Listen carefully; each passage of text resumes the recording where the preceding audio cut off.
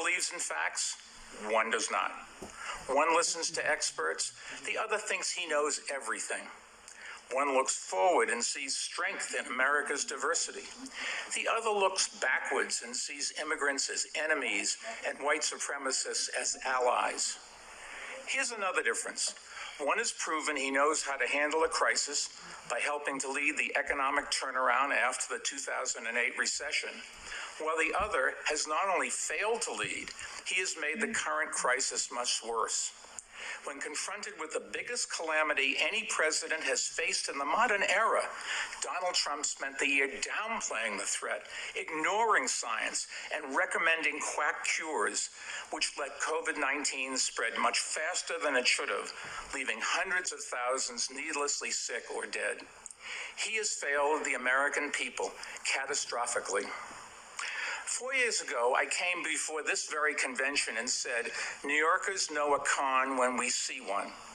But tonight, I'm not asking you to vote against Donald Trump because he's a bad guy. I'm urging you to vote against him because he's done a bad job. Today, unemployment is at historic highs, and small businesses are struggling just to survive. It didn't have to be this way. Before I ran for mayor, I spent 20 years running a business I started from scratch. So I want to ask small business owners and their employees one question, and it's a question for everyone.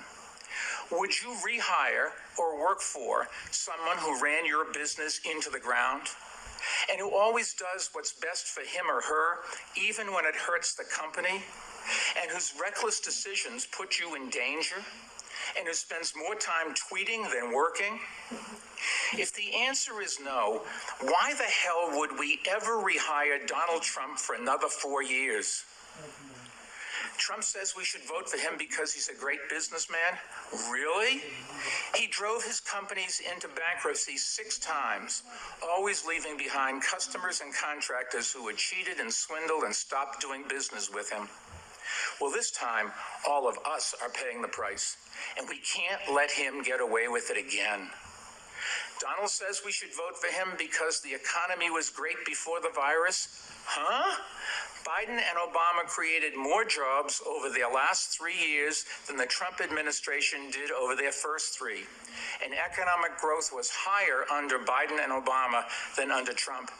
In fact, while Biden helped save 1 million auto industry jobs, Trump has lost 250,000 manufacturing jobs.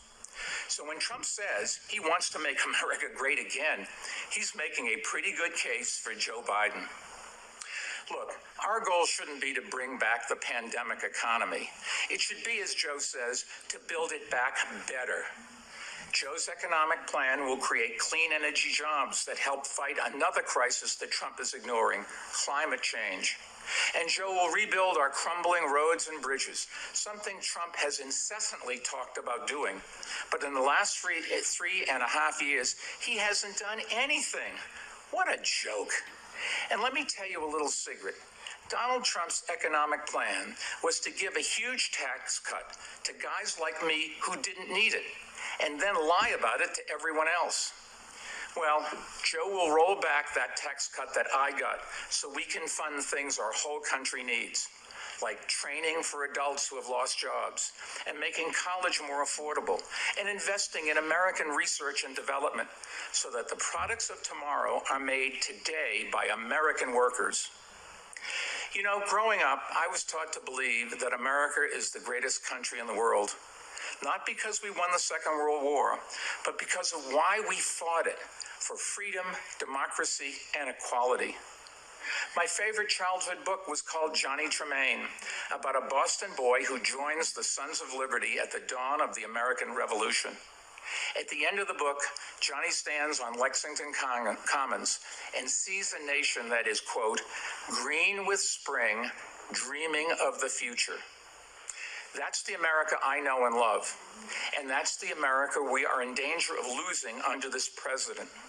So let's put an end to this whole sorry chapter in American history and elect leaders who will bring integrity and stability, sanity, and competence back to the White House. Joe and Kamala,